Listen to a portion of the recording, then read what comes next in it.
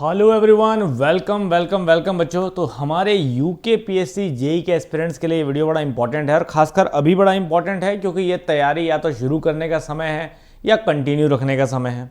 ठीक है ना। तो जो भी बच्चे हैं बच्चों यूके पीएससी जेई जो देने वाले हैं, ठीक है, या जब भी ये फॉर्म आएगा उसको भर के उसकी प्रिपरेशन करने वाले हैं, तो यहाँ पे दो बातों को समझना बहुत जरूरी है। अभी मैंने कहा था कि अभी बिल्कुल करेक्ट समय है। मैंने इस पर सिलेबस डिस्कशन लिया, उस पर कट ऑफ लिया, हमने बहुत सारी चीज़ों की बात करी।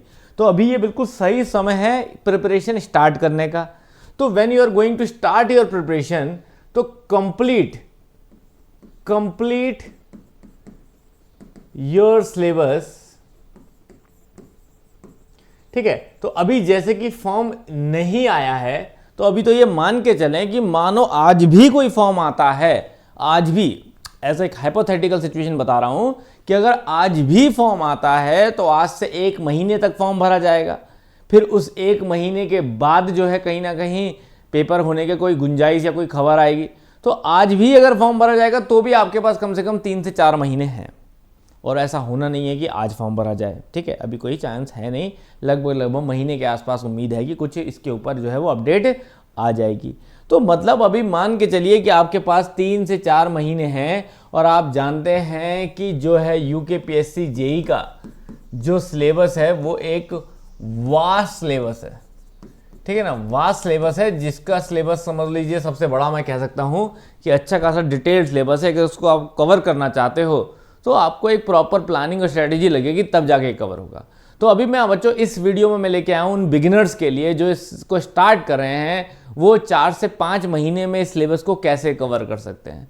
तो आज मैं जो प्लान डिस्कस करूंगा वो लॉन्ग प्लान डिस्कस करूंगा। जब वैकेंसी या नोटिफिकेशन आ जाएगा तब हम रिवीजन प्लान भी डिस्कस करेंगे उन बच्चों के लिए जो ऑलरेडी प्रिपेयर हैं। लेकिन अभी फिलहाल मैं डिस्कस कर रहा हूं वो प्लान जहां पे आप लोगों को कम से कम 130 से 150 दिन, मतलब ठीक है, strategy for detailed preparation of 130 to 150 days. ठीक है, ये 4 से 5 महीने की प्रिपरेशन जो है वो आपकी कैसी होनी चाहिए उस पर हम लोग बात करेंगे। तो मतलब जो स्टार्ट कर रहे हैं उनके लिए ये वीडियो बड़ा इंपॉर्टेंट है। ठीक है ना, कि इसमें आप कैसे करें। तो याद रखिए इस प्रिपरेशन को मैं 2 फेज में बांटता हूं बच्चे। 2 फेज में प्रिपरेशन को बांटता हूं मैं, दैट इज फेज 1। पहला है फेज 1। ठीक है, एक फेज 1 में इसको प्रिपरेट करेंगे हम लोग, जो होगा आपका कम से कम 75 से 75 डेज के आसपास। तो अप्रॉक्स मान लीजिए अप्रॉक्स 75 डेज का जो है वो एक फेज 1 पार्ट होगा, जिसमें आप लोग जो है डील करेंगे क्या क्या सब्जेक्ट्स। जैसे कि सबसे पहले आप करिए अप्लाइड मैकेनिक्स एंड सोम। ठीक है, एक सिंपल प्लान दे रहा हूं आपको, जिससे आपको कहीं ना कहीं चीज़ें और ढंग से हो पाएंगी। तो इसमें आप डिटेल में अपने चीज़ें प्लान कर सकते हैं। तो फर्स्ट पार्ट रहेगा अप्लाइड मैकेनिक्स सोम, जिसमें लगभग आपको कम से कम लग जाएंगे 20 दिन के आसपास। 20 डेज में ये आप कवर कर सकते हैं। कभी कभी कोई मैं रेंज लिख देता हूँ क्योंकि कुछ बच्चे टाइम लेते भी हैं, लेकिन आपको मैंने बताया था इसकी प्रेफरेंस के हिसाब से इसकी वेटेज बहुत ज़्यादा है। तो 20 टू 25 डेज में जो है वो आप ये कवर कर सकते हैं अच्छे से डिटेल में। ठीक है, उसके बाद आपके लिए इंपॉर्टेंट है बच्चों सेकेंड टोम को अगर आप देखो तो आराम से कुछ नहीं तो 15 दिन में ये आराम से कवर हो सकता है। आप 15 टू 18 डेज जो है वो टोम के लिए ले सकते हैं। उसके बाद थर्ड पार्ट में आप करिए मटेरियल साइंस।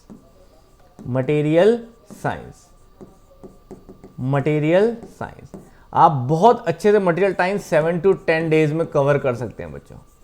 7 टू 10 डेज में कवर कर सकते हैं। याद रखिए जो भी मैं बता रहा हूं, जब भी आप कोई सब्जेक्ट करेंगे ये थ्योरी प्लस एमसीक्यू दोनों के लिए है। ये नहीं कि सिर्फ थ्योरी करके बैठ गए, थ्योरी प्लस उससे रिलेटेड एक एमसीक्यू प्रैक्टिस जो है वो भी आप लोग करेंगे। ठीक है, प्लस सब्जेक्ट पूरा हो जाता है तो सब्जेक्ट में ये एश्योर है ना कि आपने उसकी थ्योरी भी पढ़ ली हो और साथ साथ उसमें लगे एमसीक्यू भी जो हैं वो लगा लिए हों। ये दोनों चीज़ें होनी चाहिए।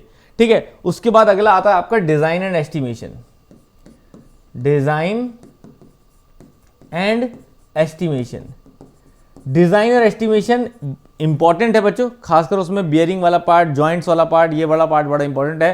ठीक है ना। रिवेटेड जॉइंट बहुत इंपॉर्टेंट है। तो यहाँ अच्छे से डिटेल में पढ़ने के लिए आपको 10 से 12 दिन जो है वो लग जाते हैं।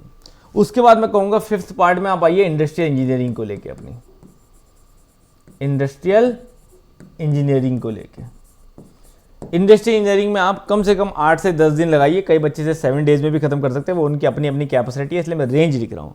इसमें आप अपना इंपॉर्टेंट है, कंट्रोल चार्ट्स है, इन्वेंट्री है, वर्क स्टडी है, बहुत अच्छे से ये टॉप टॉपिक को आप कवर कर सकते हैं। समझ आ रही बात। अब सेम ऐसे ही याद रखिए, ये आपने करना है विद एमसीक्यू करना है।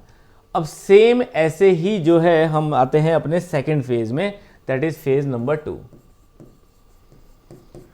फेज 2 भी ऐसे ही लगभग 75 डेज के आसपास का होगा आपका। तो ये भी आप मान लीजिए, ये भी आपका अप्रॉक्स जो है वो आप 75 डेज के आसपास का मान के चलिए। थ्योरी प्लस एमसीक्यू प्रैक्टिस आप करेंगे इसमें भी।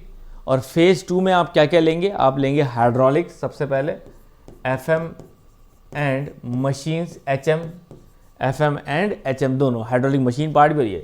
और इसमें आपको लग जाएंगे कम से कम 18 से 22 दिन के आसपास, बोरा अच्छे से करने के लिए। दोनों टॉपिक, एफएम और एचएम दोनों। एफएम को और अच्छे से करिएगा, एचएम को जितना ज़रूरत है बेसिक उतना आपको करना है।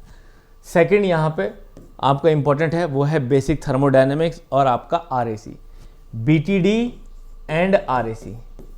ठीक है, ये दोनों इकट्ठे करोगे तो बहुत आसानी से हो सकता है, क्योंकि इसमें भी लिमिटेड चीज़ें जो हैं वो आपको पता होनी चाहिए कि ये सब चीज़ें करी जाती है, उस हिसाब से आप कर सकते हैं। ठीक है, तो इसमें आप कम से कम लगाइए आपके 15 to 18 डेज। ठीक है, उसके बाद थर्ड मैं कहूँगा applied thermodynamics and power plant, जिसे आप कहते हैं पावर प्लांट इंजीनियरिंग। इसमें आपको ज़्यादा नहीं, आपको मुश्किल से 8 to 10 डेज जो हैं वो आपको देने होंगे इसमें। 8 to 10 डेज जो हैं वो आपको कंप्लीट देने होंगे इसमें। अब ये इसमें सिर्फ वही आएगा बच्चों, बॉयलर वाला पार्ट, स्टीम टरबाइन, मतलब अप्लाइड थर्मोडायनेमिक्स समझिए। पावर प्लांट मैंने ऐसे लिख दिया, अप्लाइड थर्मोडायनेमिक्स मेनली है। ठीक, क्लियर है। अब नाउ इसके बाद फोर्थ पार्ट है बच्चों आपका यहाँ पे मैन्युफैक्चरिंग, वेरी वेरी इंपॉर्टेंट। अब ये सबसे ज़्यादा इंपॉर्टेंट पार्ट है, मैन्युफैक्चरिंग प्रोसेसेस, जिसमें अपने आप में आपको 10 to 15 डेज जो है वो लग जाएंगे मैन्युफैक्चरिंग प्रोसेस को अच्छे से करने और उसके सभी तरह के एमसीक्यू लगवाने में, जिसमें आपका वेल्डिंग भी है, कास्टिंग भी है। ये तो जितनी भी प्रोसेस होती है हमारी मैन्युफैक्चरिंग की, चाहे मशीनिंग है, वेल्डिंग, कास्टिंग है, मैं कहूँगा इसमें अच्छा खासा टाइम लेगा। तो 10 से 15 दिन भी मुझे थोड़े से कम लग रहे हैं आप इसमें, क्योंकि कई डिपेंड करता है कि कितना आपने पढ़ा हुआ है। लेकिन टू द पॉइंट टॉपिक पे रहेगा तो मैं कहूँगा 15 to 20 डेज कम से कम आप इसमें लगा के इन पार्ट को कंप्लीट करिए। 7 डेज एक पार्ट पे दीजिएगा पूरा। ठीक है ना भाई। फॉर्मिंग, मशीनिंग और कास्टिंग, इनमें सबसे बड़ा क्या है? मशीनिंग।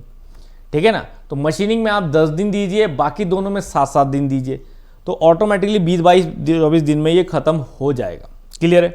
ठीक है, क्योंकि हमारे पास मैन्युफैक्चरिंग प्रोसेस के अलावा मैं आपको अलग से भी दे रहा हूं इसके लिए, क्योंकि मैन्युफैक्चरिंग में मशीनिंग की बेसिक, बल्कि आप ऐसा कर सकते हैं कि इसमें आप क्या करिए, इसमें आप कास्टिंग करिए, इसमें आप वेल्डिंग करिए, ठीक है ना, इसमें आप फॉर्मिंग करिए। आप ऐसा करिए, ये करिए, ये तीनों चीजें करिए इसमें यहाँ। इसके अलावा आप मशीन टूल को अलग कर दीजिए, वो थोड़ा आपके लिए इजी हो जाएगा, क्योंकि मशीन अपने आप में बहुत इंपॉर्टेंट है, वो किसी के साथ रखना थोड़ा मुश्किल है। तो लेथ, मिलिंग, ड्रिलिंग, ग्राइंडिंग, जो भी मशीन प्रोसेस है उसको अलग से आप 15 डेज लगा के अलग से करिए। मशीनिंग की सारी मशीन टूल एंड मेंटेनेंस जिसे कहते हैं वो आप अलग से करिए, ज़्यादा बेहतर रहेगा आपके लिए। उसके बाद 6th आपके लिए इंपॉर्टेंट बच्चों workshop technology, very very important. इसके वर्कशॉप के लिए आप अलग से जो है अपने 10 डेज इन्वॉल्व रखिए, जिसमें वो सारी प्रोसेस आती हैं जो आपकी वर्कशॉप रिलेटेड होती है, चाहे वो आपकी कारपेंट्री हो, स्मिथी हो, है ना, फिटिंग हो, ये सब। और इसमें ही आप जो है वो अनकन्वेंशनल प्रोसेस भी कर दीजिएगा। ठीक है ना, इसमें आप अनकन्वेंशनल मशीनिंग प्रोसेस या न्यूअर मशीनिंग प्रोसेस को भी कर दीजिए, फिनिशिंग, जो भी आपको डिफरेंट प्रोसेस लगती है वो सब। तो अब आप देखिए, इन सब प्रोसेस को आप आराम से अगर कवर करते हैं तो ये सिलेबस आप आराम से 4 से 5 महीने में, डिटेल है ये सब कुछ, डिटेल। ठीक है, जिसमें अगर आप एक अप्रॉक्स माने कि अगर आप 4 से 5 घंटे पढ़ने वाले बच्चे हैं तो 2.5 घंटे टेक्निकल दीजिएगा अपना कंसेप्ट पढ़ने में, और 1.5 घंटा जो है वो अपना थ्योरी पढ़ने में। तो अगर मैं आपके 4-5 घंटे को भी डिवाइड करूं ना, स्प्लिट योर आवर्स, तो वैसे तो आप जो अगर स्टूडेंट है, स्टूडेंट हैं तो आप ज़्यादा टाइम निकाल सकते हैं पढ़ने के लिए, लेकिन अगर स्टूडेंट्स हैं आप और आप आरआरबी और रेलवे और CVT1 DRDO इन सब में भी तो अगर आप लगे हैं तो आप यूकेपीएससी में भी सिर्फ 4 घंटे का 5 प्रिपरेशन जो है वो कर सकते हैं। और इस 4 घंटे के प्रिपरेशन के लिए आपको क्या करना है, आपको 2 hours theory and concept syllabus coverage को देनी है कि आप इस 2 घंटे जो है सिलेबस कवर करते हो। ये मैं खासकर उत्तराखंड के बच्चों के लिए बोल रहा हूँ। क्यों? क्योंकि उत्तराखंड के बच्चे जो हैं वो अदर एग्जाम पे ज़्यादा फोकस नहीं करते। DRDO RRB तो फिर भी भर देंगे, बाकी इसके अलावा ज़्यादा एग्जाम पे फोकस करते नहीं हैं, ठीक है ना। तो ऐसे में DRDO और CVT1 RRB, CVT2 RRB इन सब के अलावा भी बोल रहा हूँ कि अगर आप यूकेपीएससी पर डेडिकेटली लगना चाहते हैं कि नहीं यार, अगर कल के दिन में मेरे पे ऑप्शन आया कि RRB सेलेक्ट करना है या यूकेपीएससी में, यूकेपीएससी करूँगा, अगर इतना ज़्यादा आप यूकेपीएससी के लिए डेडिकेटेड हैं तो जरूरी है कि आप 2 घंटे सिर्फ उसी के ऊपर थ्योरी पढ़ते हो, उसी के ऊपर कंसेप्ट पे काम करते हो, ठीक है ना। इसके अलावा आप जो अदर 4 घंटे के अलावा जो अदर आवर्स हैं आपके, वो अदर आवर्स जो हैं वो आपको सिर्फ और सिर्फ अदर एग्जाम्स पे फोकस करना है। चाहे फिर आपका DRDO हो फोकस, चाहे RRB हो फोकस। ये जो प्लान है ये ऑल इंडिया स्टूडेंट्स के लिए नहीं है। ऑल इंडिया स्टूडेंट जो होते हैं यूपी बिहार इस जगह के, ये तो मल्टीपल एग्जाम पे एक साथ फोकस करते हैं। लेकिन मैं उत्तराखंड के बच्चों की बात कर रहा हूँ, ये बहुत स्पेसिफिक होते हैं अपने स्टेट के प्रति, ठीक है। स्टेट भले ही इन्हें कुछ खास ना दे रहा हो, लेकिन ये स्टेट को बहुत कुछ देना चाहते हैं, क्लियर है। तो इसलिए बड़ा डेडिकेटेड होते हैं कि भैया उत्तराखंड में जॉब करें, चाहे कुछ भी हो जाए, तो इनसे दुनिया की सारी फैसिलिटी इन्हें दे दो, लेकिन इन्हें चाहिए अपना उत्तराखंड। तो ऐसे में उन बच्चों के लिए बहुत जरूरी है कि फिर उत्तराखंड को इतना सीरियस लो कि 2 घंटे सिर्फ उसी के सिलेबस को पढ़ते हो आप, ठीक है ना। और 1 घंटा जो है 1 आवर सिर्फ उसी की MCQ प्रैक्टिस करते हो आप डेडिकेटली यूकेपीएससी की, तब जाके सिलेक्शन एश्योर होगा बच्चों। और 3 घंटे अब आप 1 घंटा जो है सिर्फ अपना यूकेपीएससी रिवीजन करते हो, यूकेपीएससी रिवीजन करते हो कि जो आपने पढ़ा है, जिसके नोट्स बनाए हैं उसका रिवीजन भी करते हो। तो जब ये 4 घंटे की आप डेली इस तरह की सिर्फ यूकेपीएससी की तैयारी करते हो, तब जाके मैं कहूंगा कि यूकेपीएससी के लिए आप डेडिकेटेड तैयारी करो। ये नहीं कि बोलने से होगा कि मैं तो यूकेपीएससी में निकालूंगा, मैं तो यूकेपीएससी पे फोकस करो, ऐसे नहीं। या तो आप इस तरह की डेडिकेटली अपने यूकेपीएससी में लगे हो, बाकी बचा हुआ 2 घंटा 3 घंटा 4 घंटा जो भी आप 8 घंटे पढ़ते हो। भाई स्टूडेंट है तो मैं कहूँगा कम से कम 8 घंटे तो पढ़ेगा ही, लेकिन जॉब वाला है तो कम से कम 3 घंटे तो पढ़ेगा ही। तो अगर आप स्टूडेंट हैं तो 4 घंटे की ये डेडिकेटेड यूकेपीएससी की प्रिपरेशन करिए और 4 घंटे जो है अपने दीजिए अदर एग्जाम को, जो भी आपका है, DRDO है चाहे वो RRB है, क्लियर है। तो बच्चों इस बेसिक प्लान के साथ मैंने आपको पूरा बता दिया किन सब्जेक्ट्स को क्या प्रेफरेंस रहनी है, कैसे अपना प्लान होगा।